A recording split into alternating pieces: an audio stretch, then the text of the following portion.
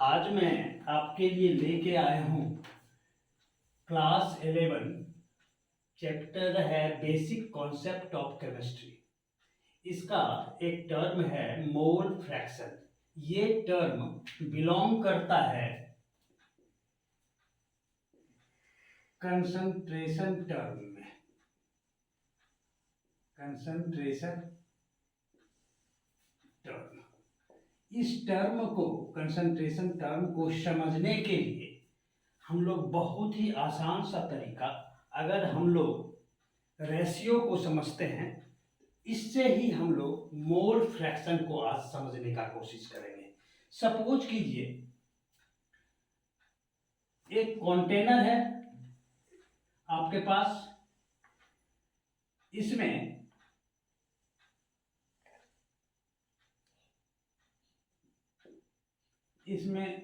Water है, उसके बाद इसमें डाला है NaCl सोडियम क्लोराइड और डाला है इसमें शुगर।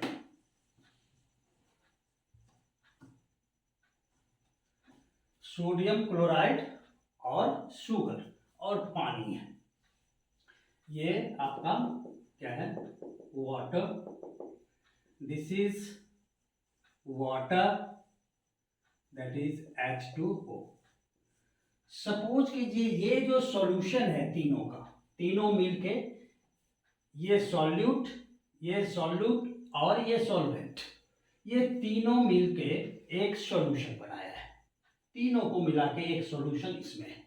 सपोज करते हैं ये तीनों NaCl इज टू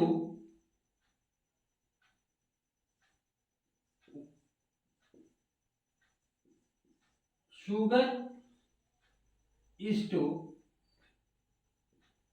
वाटर। इस तीनों का रेशियो जो है वो है 1:2:3। ये इस रेशियो में इसमें डाला हुआ है तीनों, जिसका कि सॉल्यूशन हमारे पास है। अब अगर हम रेशियो को अच्छी तरह से जूनियर क्लास में अगर पढ़े हैं, तो अगर हमको इसका फ्रैक्शन निकालना पड़े तो हम लोग क्या करते हैं? फ्रैक्शन ऑफ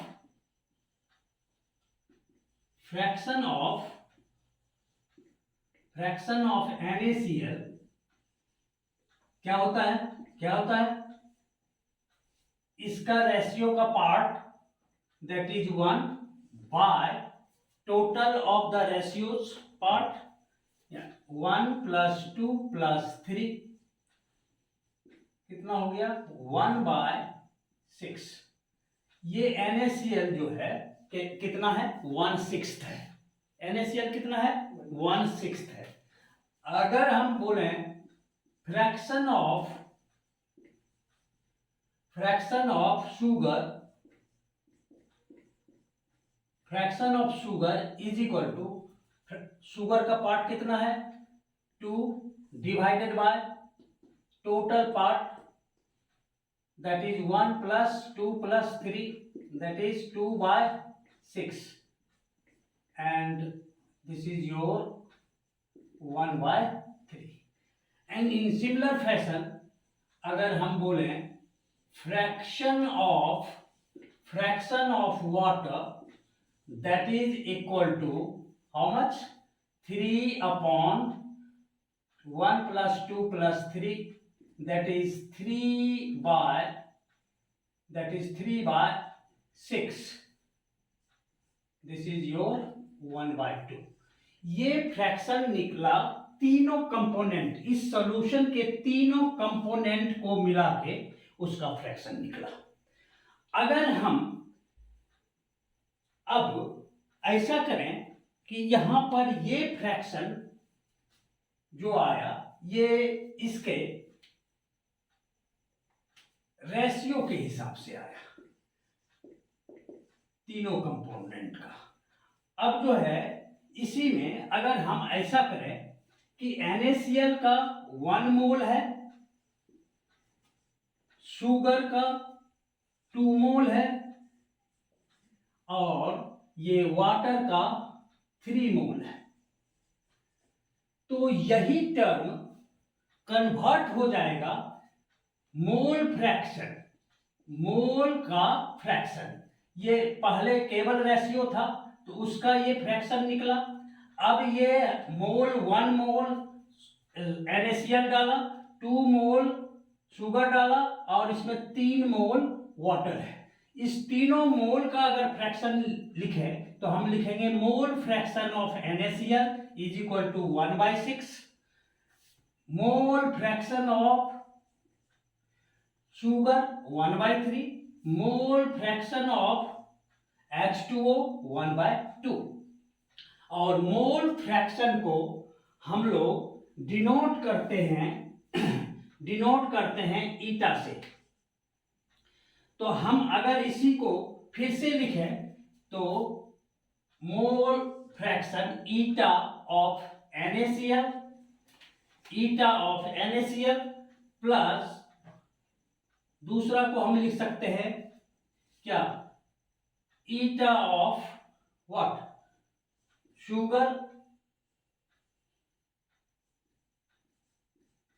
तीसरा को हम लिख सकते हैं ईटा ऑफ व्हाट, वाटर। यही रेशियो का पार्ट, फ्रैक्शन जो रेशियो से निकला था, अगर इसमें मोल में हम रिप्रेजेंट करें इसको तो यही फ्रैक्शन कन्वर्ट हो जाता है किसमें, मोल फ्रैक्शन में। मोल फ्रैक्शन को हम लोग डिनोट करते हैं किससे, ईटा से। और ये तब होगा eta of NaCl is equal to how much, 1/6, eta of sugar that is 1/3 and eta of water that is 1/2। समझ में आया, समझ रहे हो मेरी बात को? तो अगर नोट करना है तो नोट कर लीजिए, अदरवाइज मिटा रहे हैं।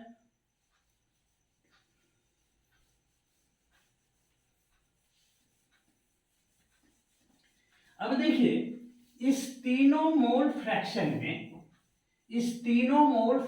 में एक रिलेशन है। जितना भी कंपोनेंट है सॉल्यूशन बनाता है, यहां पर हमारे 3 कंपोनेंट सॉल्यूशन के थे, तो ईटा of NaCl plus eta of sugar plus eta of what, water. अब यहां पर ध्यान देंगे, अगर हम 1/6 प्लस 1/3 प्लस 1/2 करें कितना हो जाएगा, 6, 3, 2 का एलसीएम कितना होगा, 2 3 जा 6, 3 और 2 1 जा 2, 3 से 1 1 1, 3 2 जा 6, एलसीएम कितना हुआ 6। ये 1 प्लस ये कितना हो जाएगा, 3 2 जा 6 प्लस 2 3 जा 6, टोटल कितना हो गया 6/6 दैट इज 1।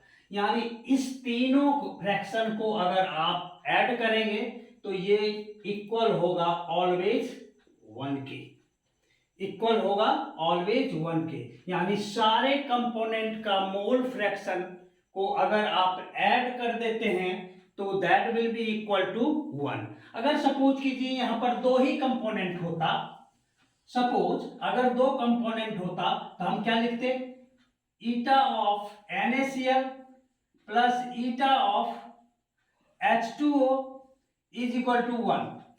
अगर हम बोले कि NaCl का मोल फ्रैक्शन दिया हुआ है, यहां पर मान लीजिए NaCl का मोल फ्रैक्शन 1 है, 1/6 है। अगर हम इसको 1/6 दें तो plus eta of H2O is equal to 1। अब निकालना है आपको eta of H2O is equal to 1 minus 1/6 that is how much, 6 minus how much 1 that is 5/6। That means कि eta of water is equal to 5/6 when, जब 2 component को हमने लिया। समझ में आ रही है मेरी बात? अब एक एग्जांपल से हम समझते हैं, एक और एग्जांपल लेते हैं जिसमें आपको और समझ में आएगा। सपोज कीजिए हमने NaCl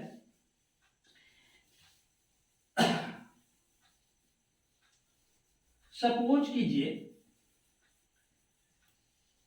हमने NaCl और वाटर लिया, NaCl और वाटर लिया, वाटर सपोज कीजिए ये लिया।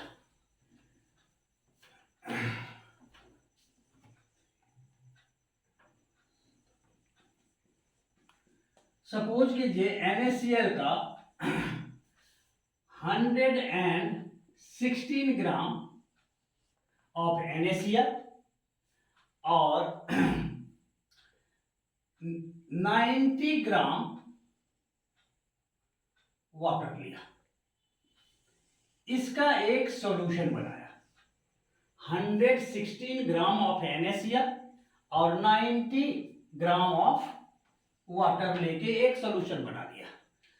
अब देखिए इसमें ऐसा है कि इसमें ग्राम दिया हुआ है, मोल नहीं दिया हुआ है, तो इससे आप डायरेक्ट मोल फ्रैक्शन को नहीं निकाल सकते जब तक कि आप क्या करें, इसका मोल ना निकाल लें। तो नंबर ऑफ मोल्स के लिए हम लोग एक फार्मूला पढ़े हैं, number of moles is equal to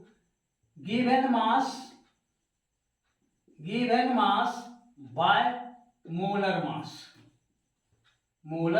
mass। अब देखिए तो number of moles of NaCl is equal to given mass कितना है NaCl का 116 बाय मोलर मास NaCl का कितना होता है, NaCl का निकाल लीजिए कितना 23 प्लस इसका 35 मान लेते हैं तो कितना हुआ 58 ये निकल गया कितना 2, यानी NaCl का कितना मोल 2 मोल। अब है number of moles of water में गिवन मास कितना है 90 gram divided by molar mass क्या होता है वाटर का मोलर मास 18 5 का दैट इज 5 मोल। अब देखिए मोल फ्रैक्शन अब निकलेगा ग्राम से, वेट मास से नहीं निकलेगा। आपको उसके लिए पहले नंबर ऑफ मोल्स निकालना पड़ेगा, नंबर ऑफ मोल्स निकलेगा given mass by molar mass से। अब मोल हमने निकाल लिया, अब मोल फ्रैक्शन यानी ईटा ऑफ क्या NaCl इज इक्वल टू कितना 2 मोल है 2 by total mole 2 plus 5 that is 2 by कितना 2 बाय 7। अब है eta of water is equal to how much कितना मोल है water 5 mole by 2 plus 5 that is कितना 5 बाय 7। अब हम इसको चेक करेंगे वो जो है कि दोनों का मोल फ्रैक्शन 1 के इक्वल है या नहीं। तो यहां पर देखिए अगर NaCl का मोल यानी ईटा NaCl plus eta of water कितना है, ईटा ऑफ NaCl कितना है 2 बाय 7, ईटा ऑफ वाटर कितना है 5 by 7 that is 7 2 plus 5 that is 7 by 7 equal to 1। यानी हर एक कंपोनेंट का मोल फ्रैक्शन अगर निकालते हैं जितने कंपोनेंट को मिला के सॉल्यूशन बना है तो उसको हम इक्वल टू 1 बोल सकते हैं, चाहे 2 कंपोनेंट हो या 2 से ज्यादा कंपोनेंट हो, हर एक कंपोनेंट का अलग अलग मोल फ्रैक्शन का सम जो है इक्वल टू ऑलवेज 1 होगा। Thank you.